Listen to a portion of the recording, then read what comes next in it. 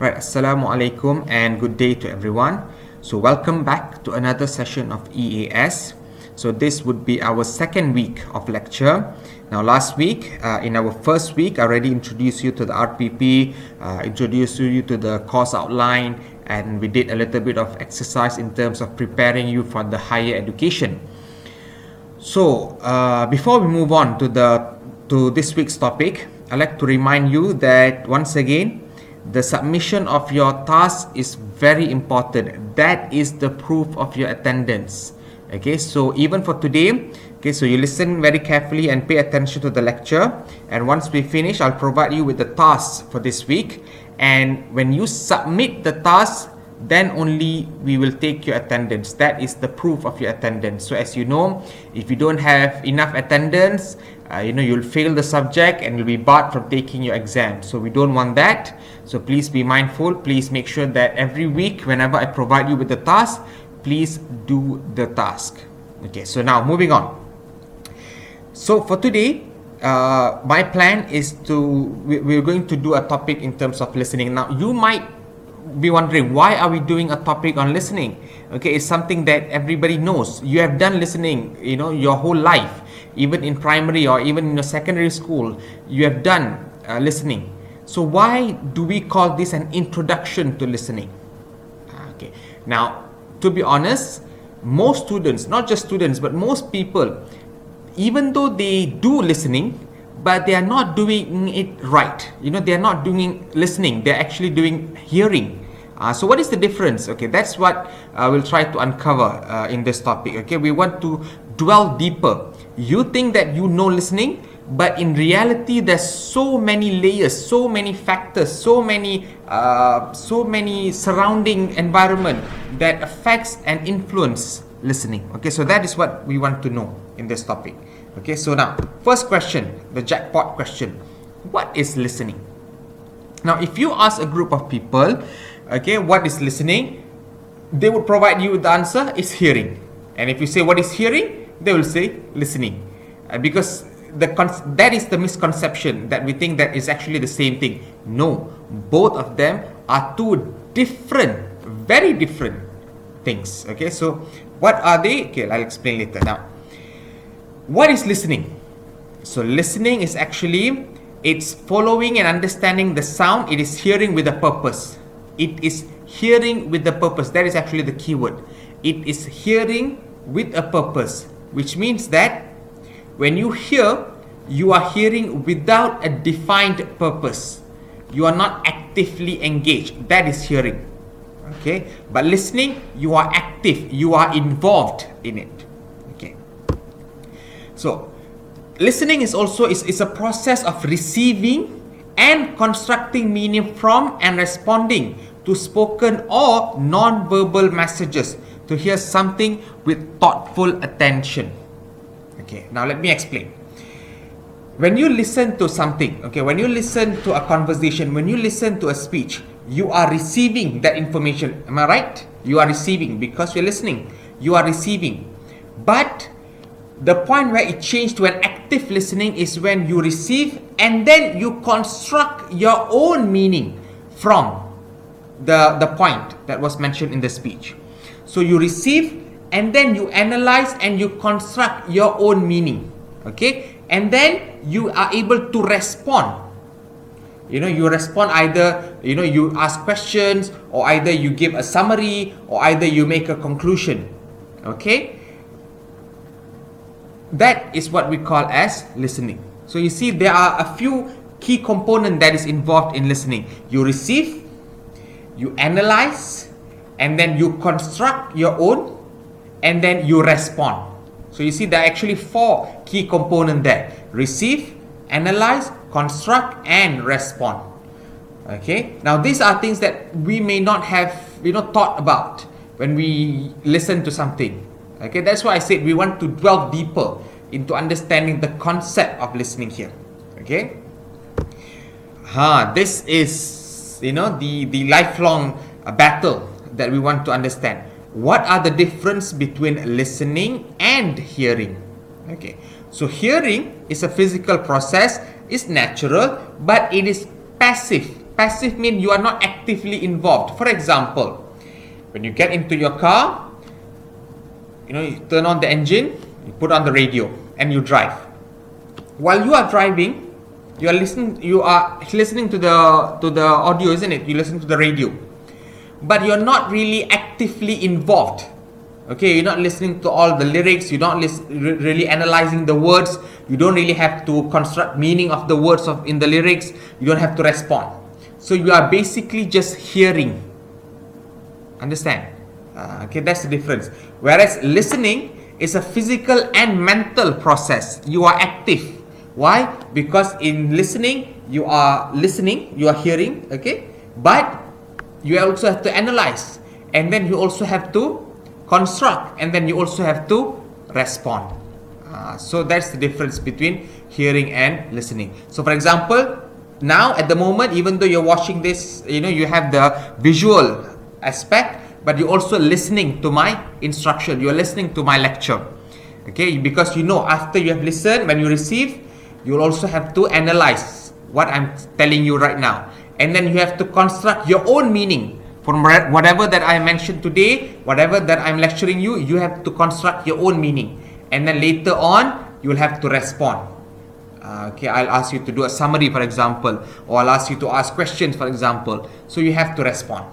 Okay? Alright, so what is active listening? Okay. Active listening is a way of listening and responding to another person that improves mutual understanding, a way of paying attention to other people that can make them feel that you are hearing them. Okay? Now, active listening is when you are able to have that, remember I told you there's 4 components to listening. Okay? You receive, you analyze, you construct, and then you respond. That responding part, okay, the final part, that responding part is what make it an active listening component. Okay, when you listen and you are able to respond, okay, when you're able to respond, you create this mutual understanding. For example, if I'm giving this lecture in a room, in a face-to-face with you, all of you, I will stop and then I will ask questions, and then you will have to answer. Okay, so when we have this sort of back and forth understanding, responding, it creates an understanding of what I'm talking about, and I know that you understand what I'm saying. So you see, there's mutual understanding. I know that you are listening and you understand, and you know that I understand as well. Okay. Now, of course, there are some external barriers while listening. Barriers here means some problems, some of the challenges that we might face while listening. Okay, so for example, we have outside noises. Okay, for example, if you're listening this lecture in a noisy room, or if you're listening this outside while you're driving maybe, so all the other noises might drown my voice and might make it quite difficult for you to understand.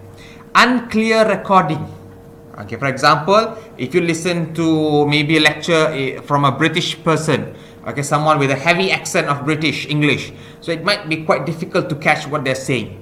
Okay, and also we have other interruptions. Okay, for example, maybe the Wi-Fi is not strong, suddenly the voice becomes jerky, there's buffering. So all sort of things might affect your ability to listen effectively. Okay, and we need to acknowledge this, that there will be problems like this. Okay, now there are a few strategies that we can implement to make sure that we can understand or we can listen better. Okay, we can listen and understand better. Now, for example, first one is be ready to listen. It means here you are mentally prepared that you are going to listen to a lecture and you are prepared for it. For example, like today, okay, when I gave you the instruction saying that, okay, today I'll be posting a lecture on YouTube, okay, please watch and respond. So you are mentally prepared, okay, I'm not going to listen to a song, I'm not going to be listening to a comedy, I'm going to be listening to a lecture. So mentally you are prepared that, of course, lectures can sometimes be boring, lectures can sometimes be dry, but don't worry, I'll try to make it as short as possible. But you see, mentally you are prepared. So what happens then is that you know that you have to concentrate. You do not have to think of anything else. If you're listening to music, then it's okay, you can let your mind wander off. Okay, you can think about the past, you can think about the future, you can think of your holidays and things like that. But when you set your mind that I'm going to listen to a lecture, you have to concentrate. Listen to the points that are mentioned in the lecture. Okay, you should know what you are listening for or to. Okay, for example, today you are listening for EAS lecture, second week of lecture. You are listening about tips, or you are listening about the introduction to listening. Okay, try to guess the meaning of the unfamiliar words by looking at the context they are used. Okay, contextual clues. Because we are not having this face to face. If you are having a face to face lecture, whenever you have a problem, like say you don't understand a certain word that I use, you can raise up your hand and say, sir, I'm sorry, I don't understand. But since we're having this online sort of platform and you're listening to my lecture, it's quite difficult for you to ask words that you don't know. So what do? You use contextual clues. You use the context that I'm using to interpret what are the meaning of the words that you don't know. Okay, for example, if I tell you, okay, the most important aspect of online learning is the ability to use a lot of platform. Okay, the epitome of technology is the borderless access that we have. We have Google, we have YouTube, we have social media. So whenever we put in any information, we get everything so fast, so quickly. Everything is quick.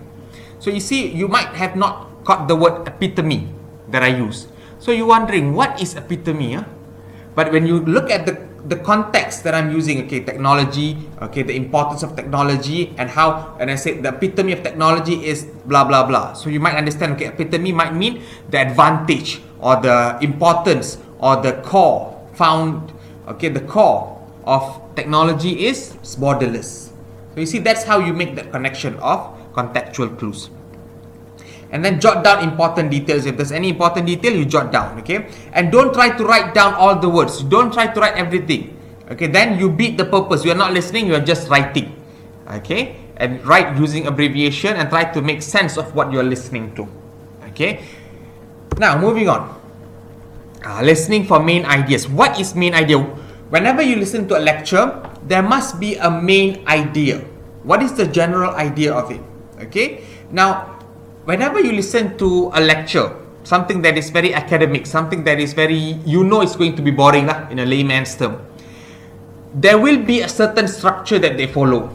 Okay, there will be a general idea, and then there will be a supporting detail, and then there will be explanation or example. That is the general structure of any academic type listening. Okay, so even if I were to give you, let's say, a TED Talk presentation, okay, they will be talking about certain topic. You must be able to dissect. You must be able to separate what is the main idea, what is the supporting detail, what are the explanation, and what are the example. That would help you understand it better. Okay. Okay. Listening for specific information. Okay.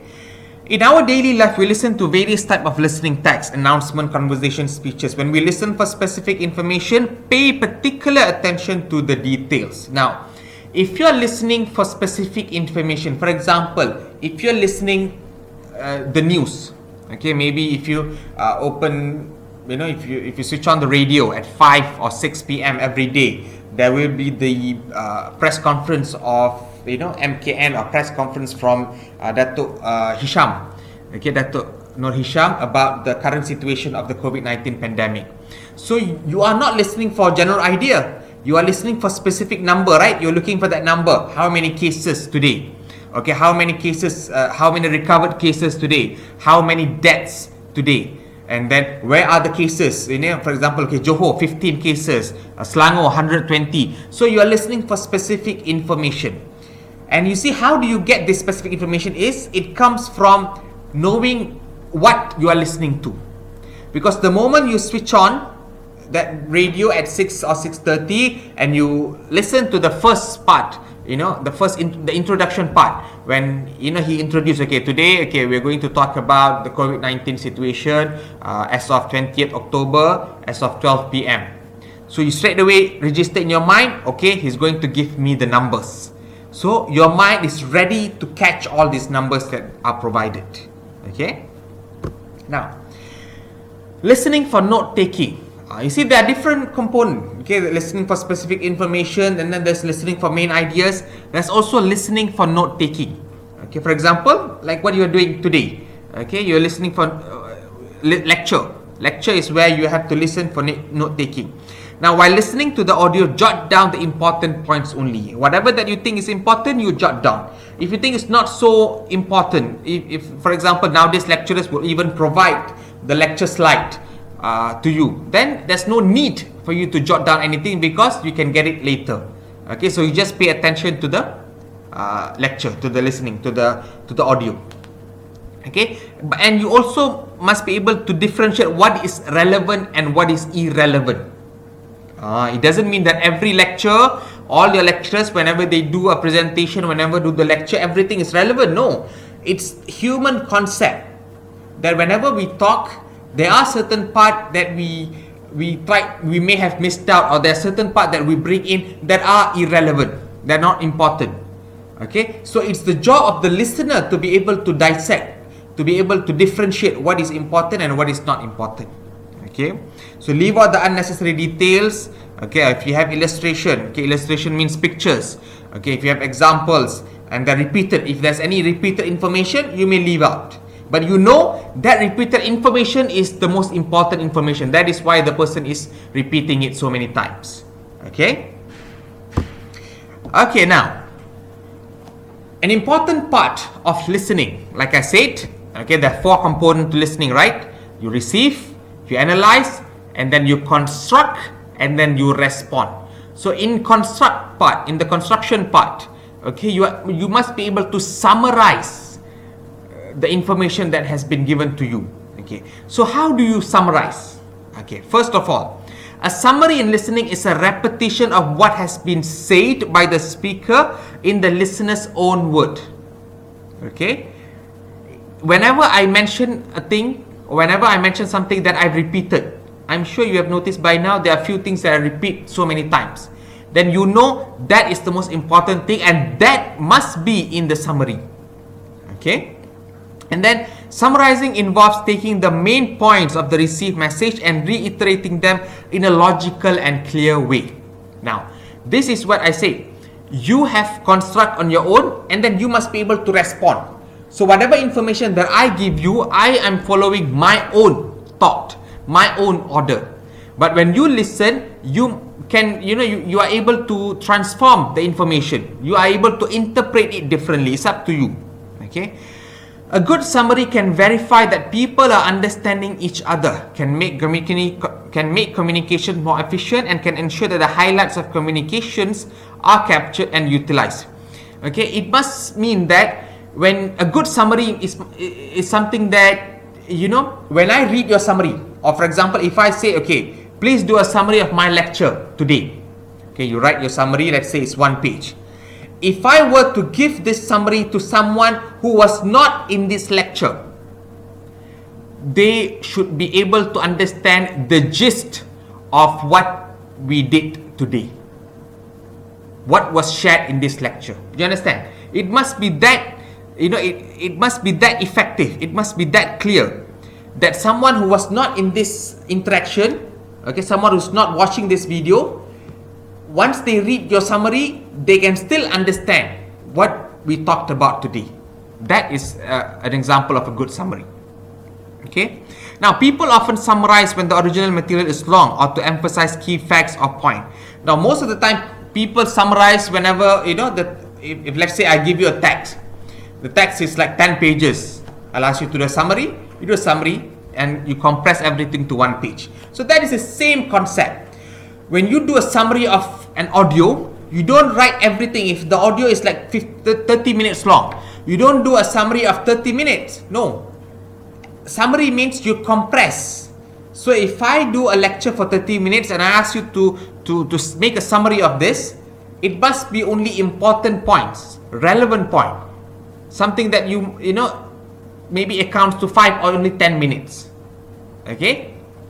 And summaries, you can leave out details or example. It's okay to leave out details or example. Okay, it's acceptable. Alright, next one is drawing conclusion.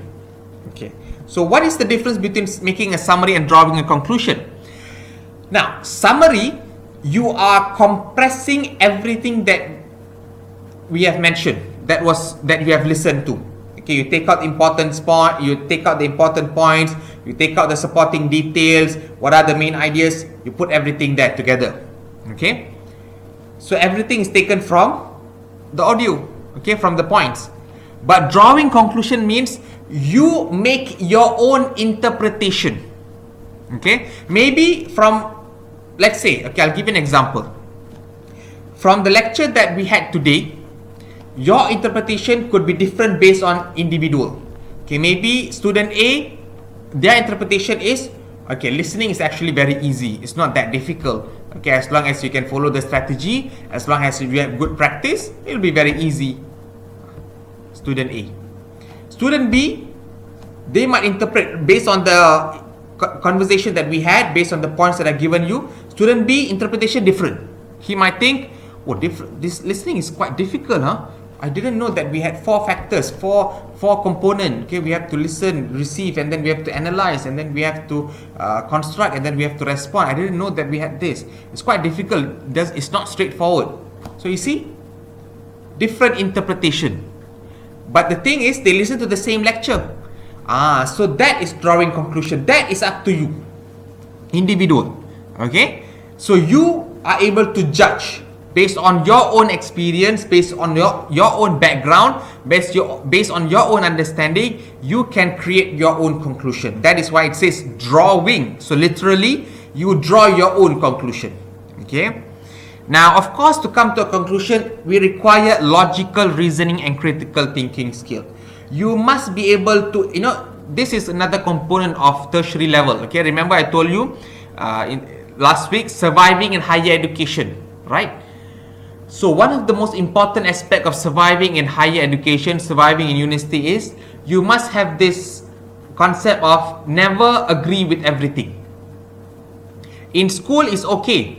Okay, everything that the teacher says to you, everything that the teacher gives to you, you take in 100%. You agree 100%. It's acceptable. That's what you're supposed to do. But when it comes to tertiary level education, you don't take everything 100%.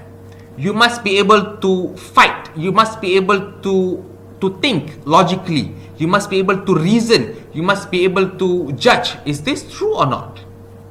Like, for example, just now, I introduced you to this concept of there's 4 components in listening. You try to think on your own. If you don't agree, it's okay. I will not scold you. I will not be angry with you. No. If you think, sir, I don't agree that there's only 4. I think there's another component. There's a 5th component. And you tell me and you explain.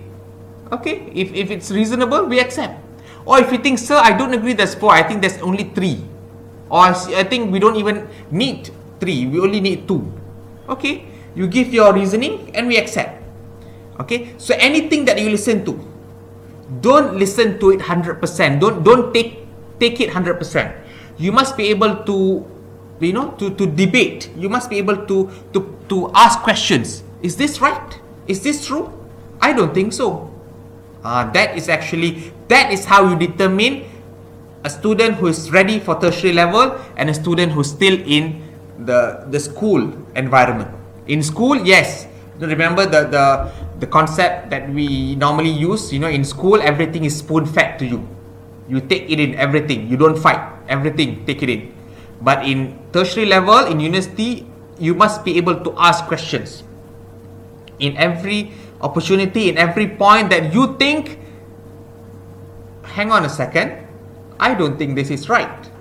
That's what separates between a tertiary level student and someone who's still in school. Okay, so you need to be able to have that. Okay. Now, drawing conclusion refers to information that is implied or inferred. Now, sometimes when you draw conclusion, okay, the conclusion may not be something that is visible. Okay, for example, if you are trying to make a conclusion out of the lecture today, you may touch on something that I didn't mention at all, but it is underlined, it's implied or inferred. maybe from what I lecture today, the underlying implication or the underlying sort of the implied understanding that you have is that in listening there are few stages. In listening we have to do this. In listening it's important to construct our own ideas. In listening we have to respond. Okay, you make your own implied understanding. Okay, so from a conclusion based on facts and information given by the speaker, so basically when you draw a conclusion, you are trying to ask these three questions: what is important, why it is important, and how it is related. Okay, so for you, for this class, for this lecture, you can ask the same question: why listening is important? Okay, since we said listening is important, why listening is important? And how is listening related to your academic achievement? How listening is related to the university life? How listening is related to surviving in higher education? Okay? Okay. And finally, okay, so this is the conclusion that I make. Okay, listening is a critical communication skill for everyone. Active listening is crucial to achieving your ultimate communication objective. Active listening is a skill that, like other communication skill, must be developed. So you see, even though everybody have done listening in their life, but it is a skill that must be developed. Okay, it means that you need practice, you need training, you need exercise to make sure that you get better and better. Okay, and by practicing, you can develop these skills. Okay, now, based on this information that I provided, if I were to assess your listening, what am I supposed to do? I have to give you a certain task. So, in the next video that I provide to you, there will be an instruction of tasks. Okay, instruction for the task for this week. Okay, so please make sure that you listen to the instruction and submit the task for this week. And if you have any question regarding today's lecture, please ask on the comment section, and I will try my best to respond to all your questions and queries. Okay, so that's all. Thank you very much.